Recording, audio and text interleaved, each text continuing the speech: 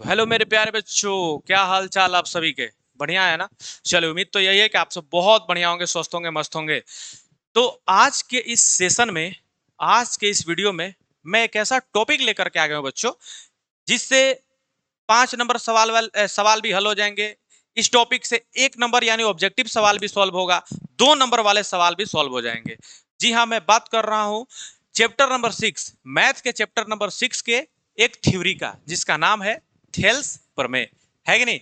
चलिए, ये बहुत इंपॉर्टेंट थ्योरी है। तो भाई एक बार फिर से आपका भाई अमरजीत आप सभी का स्वागत करता है टॉपर चॉइस इस प्यार भरे परिवार में। तो चलिए हम लोग बिना किसी देरी के वीडियो को स्टार्ट करते हैं। तो प्यारे बच्चों, आज के इस सेशन में हम लोग थेल्स प्रमेय यानी कि इसका दूसरा नाम है आधारभूत समानुपातिकता प्रमेय, इसको हम लोग प्रूफ करने वाले हैं। ठीक है, सबसे पहले इसका कथन पढ़ेंगे, उसके बाद इसको बारी बारी से प्रूफ करेंगे, देखेंगे कहाँ क्या है कहाँ क्या नहीं है। आइए तो वीडियो को स्टार्ट करते हैं। तो देखिए, सबसे पहले प्रमेय 6.1 क्या है उसके कथन को जान लेते हैं कि भैया कह क्या रहा है, थेल्स भाई साहब कहना क्या चाहते हैं। ठीक है, चलो देखो, वो कह रहे हैं कि यदि किसी त्रिभुज की एक भुजा के समानांतर एक रेखा खींच दे, एगो त्रिभुज है बड़का एबीसी, ठीक है, इसके समानांतर अगर एगो रेखा खींच दे, पहले इस सबको मिटा लेते हैं, रुकिए। देखिए यहाँ पर एगो एबीसी त्रिभुज दिख रहा है, एबीसी त्रिभुज दिख रहा होगा। इसमें बीसी के समानांतर क्या करते हैं, हमने एगो डी रेखा खींच दिया है। उसके बाद पढ़ते हैं, खींची जाए जो अन्य भुजाओं को भिन्न भिन्न बिंदुओं पर काट रही है। तो ये दोगो भुजा ए बी और ए सी को डी और ई पे काट रही है ना, अलग अलग बिंदुओं पर काट रही है। अगर ऐसा होता है तो वह रेखा अन्य दो भुजाओं को समान अनुपात में बांट देती है। अगर ऐसा है तो अन्य दो भुजाओं को यानी ए बी को और ए सी को समान रेशियो में अनुपात में डिवाइड कर देगा। यानी कि जो ए डी और डी बी का अनुपात होगा वो ए ई और ई सी के अनुपात के बराबर होगा। ये हमें प्रूफ करना है, ये इसका कथन है। तो 5 नंबर में पूछ देगा तो बन जाएगा। चलिए जी, अभी नहीं बनेगा लेकिन वीडियो के लास्ट तक जरूर बन जाएगा। चले भाई साहब, तो देखते हैं यहाँ पर सबसे पहले हम लोग लिखेंगे उपपत्ति। उपपत्ति का मतलब होता है क्या हमारे पास दिया हुआ है। तो सवाल में ये दिया हुआ है कि एक त्रिभुज है एबीसी, जिसमें भुजा बीसी के समानांतर हमने बीसी के समानांतर एक रेखा खींचा है डीई। क्या खींचा है? डीई। चलिए, बीसी के समानांतर खींची गई रेखा जो है डी, अन्य दो भुजाओं ए बी और ए सी को, ए बी तथा ए सी को डी और ई पॉइंट पे क्या कर रही है? प्रतिच्छेद कर रही है। ये हमारे पास दिया हुआ है। सिद्ध क्या करना है? सिद्ध ये करना है कि ए डी बटा में डी बी बराबर ए ई बटा में ई सी, यानी समान अनुपात में बांट रही है। तो यही वाला प्रूफ करना है, यही ना है समान अनुपात, है कि नहीं। चलिए जी, उसके बाद हम लोग कुछ रचना वाला काम करेंगे, कंस्ट्रक्शन का। सिंपल एगो त्रिभुज बनाने से नहीं होता भाई, कमाना पड़ता है, बनाना पड़ता है, रचना करना पड़ता है। देखो, डोगेश भाई की तरह आज तो यार, अब तो डोगेश भाई भी मेहनत करने लगे हैं।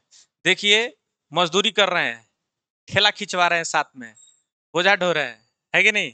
तो जब डोगेश भाई मेहनत कर रहे हैं तो यार आप लोग मेहनत क्यों नहीं करोगे? करो। चलो देखो, रचना रचना में हमने क्या किया, डी से सी को तथा बी से ई को मिला दिया है। ठीक है, डी से सी को मिला दिए हैं, बी से ई को मिला दिए हैं। उससे क्या हुआ है कि एक ही आधार डीई और दो समानांतर रेखाओं के बीच में दो गो त्रिभुज का निर्माण हुआ है कि नहीं? डीई बी और डीई सी, दो गो त्रिभुज का निर्माण हुआ है ना। चलो जी, उसके बाद हमने क्या किया है, डीएम जो है लंब खींच दिया है एबी पे। ये डीएम एक रेखा खींचे हैं जो कि लंब है किस पे? एबी पे, सॉरी एसी पे। डीएम जो लंब खींचे किस पे? एसी पे। और उसके बाद ईएन लंब किस पे खींच दिए हैं? एबी पे। वही यहां लिखे हैं कि डीएम लंब एबी तथा ईएन लंब एबी खींच दिया। कोई दिक्कत है यहां तक? चलिए, इतना हो जाएगा। तो इतना हो जाएगा तो हो गया यार, और करना कुछ नहीं है। अब हमें सिर्फ ये करना है कि एडीई का क्षेत्रफल निकालना है और बीडीई का क्षेत्रफल निकालना है। ठीक है, और डीईसी का क्षेत्रफल निकालना है। निकल जाएगा। त्रिभुज का क्षेत्रफल बराबर फॉर्मूला 1/2 गुने आधार गुने ऊंचाई, ये होता है ना। चलो भाई, अगर ये होता है तो एडीई का क्षेत्रफल अगर निकालें तो एडीई में अगर एडी को आधार मानेंगे तो ये ईएन क्या हो जाएगा? लंब हो जाएगा। तो वही देखें, यहां पर हम लिखे हैं कि त्रिभुज एडीई का क्षेत्रफल क्या हो जाएगा? 1/2 गुने आधार क्या माने थे? एडी। तो एडी गुना ईएन क्या लंब था? तो एडी गुना ईएन। ये हो गया समीकरण नंबर फर्स्ट।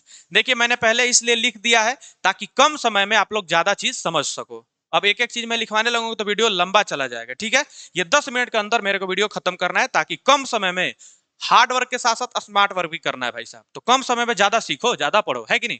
चलो, तो एडी का क्षेत्रफल क्या होगा, 1/2 गुने एडी गुना ईएन। एडी जो है आधार है, ईएन क्या है, लंब है, आधार गुना लंब हो गया। चलो, उसके बाद हमने बीडीई का क्षेत्रफल निकाला, बीडीई इस वाले का क्षेत्रफल। तो अगर इसमें डीबी को आधार माने, डीबी को, तो देखो ईएन लंब हो जाएगा ना, बाहर बाहर हमने लंब खींचा है, तो ईएन भी क्या है, लंब ही है। तो देखो भाई, ये आधार डीबी और ईएन जो है वो लंब, तो डीबी गुना ईएन हो जाएगा 1/2। तो वही चीज लिखे हैं, एरिया त्रिभुज बीडी बराबर 1/2 गुना आधार गुना ऊंचाई। आधार क्या था, डीबी, ऊंचाई यानी लंब क्या था, ईएन। ठीक है, समीकरण नंबर 2 हो गया। अब उसके बाद इन दोनों का रेशियो निकाले हैं यहाँ पे, ध्यान से देखिएगा। यहाँ पे मैंने क्या किया है, इन दोनों का रेशियो निकाला है, एरिया त्रिभुज एडीई का और एरिया त्रिभुज बीडीई का। जब हम लोग रेशियो निकालेंगे, अनुपात निकालेंगे, देखो कटाएंगे 1/2 गुना एडी गुना ईएन, अब बट्टा में 1/2 गुना डीबी गुना ईएन।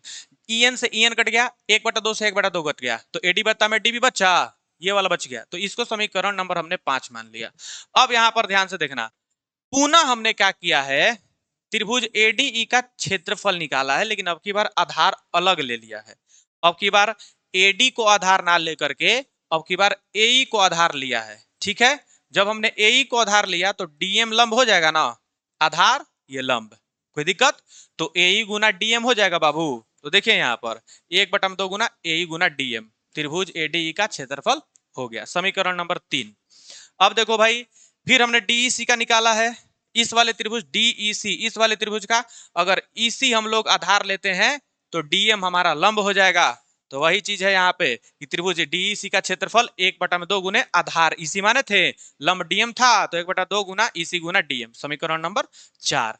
अब इन दोनों त्रिभुजों के क्षेत्रफल का भी अनुपात निकालना पड़ेगा। यहां निकाले हैं, देखो एरिया त्रिभुज एडीई बटा में एरिया त्रिभुज डीईसी, दोनों का अनुपात 1/2 गुना ए गुना डीएम, अब बटा में 1/2 गुना ईसी गुना डीएम।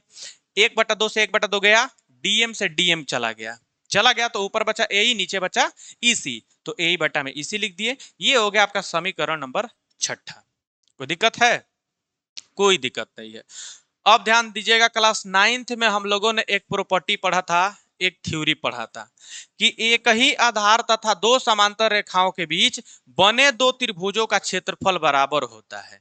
एक ही आधार तथा दो समांतर रेखाओं के बीच बने दो त्रिभुजों का क्षेत्रफल क्या होता है, बराबर होता है। ठीक है, तो यहां देखो, एक ही आधार डीई है, इस त्रिभुज में डीईबी में यानी बीडीई में और डीईसी में आधार कौन है, डी है, और दुगो समांतर रेखा डीई और बीसी के बीच में ही दुगो त्रिभुज बना हुआ है ना, तो इन दोनों त्रिभुजों का क्षेत्रफल बराबर होगा ना, हमने पढ़ा है पहले। तो वही यहाँ लिख दिए हैं, इसलिए डीसी तथा बीडीई एक ही आधार डी तथा दो समांतर रेखाएं डी और बीसी के बीच में बने हुए क्या है बाबू, त्रिभुज है। इसलिए एरिया त्रिभुज बीडीई बराबर एरिया त्रिभुज डीईसी हो जाएगा। ये दोनों का एरिया बराबर होगा, इसका एरिया और इसका एरिया बराबर होगा। अगर ये 2 है तो ये भी कितना हो जाएगा, 2। अब देखो ऊपर एडीई, तो एडीई अगर 1 है तो यहाँ भी एडीई 1 ही होगा, एडीई का क्षेत्रफल तो बदलेगा नहीं क्योंकि एक ही त्रिभुज है। तो इसका रेशियो 1/2 आया, अगर निकालेंगे तो इसका भी रेशियो 1/2 आ जाएगा। तो ये दोनों बराबर हो जाएंगे बाबू, दोनों बराबर हो जाएंगे नो, बोलो हाँ या ना। जब दोनों बराबर है तो समीकरण 5 तथा 6 से, ये दोनों समीकरण से एडी बटा में डीबी बराबर ए बटा में ईसी बराबर हो गया, प्रूफ हो गया। तो भाई ये था आपका थेल्स थ्योरम, आधारभूत समानुपातिकता प्रमेय। दोनों में से कोई भी पूछे आपको सिद्ध कर लेना है, हो गया सिद्ध। अब यहां से आपका 1 नंबर वाला सवाल भी सिद्ध बन जाएगा, 2 नंबर वाला सवाल भी बन जाएगा और 5 नंबर वाला सवाल तो ऐसे ही बन जाएगा, है कि नहीं।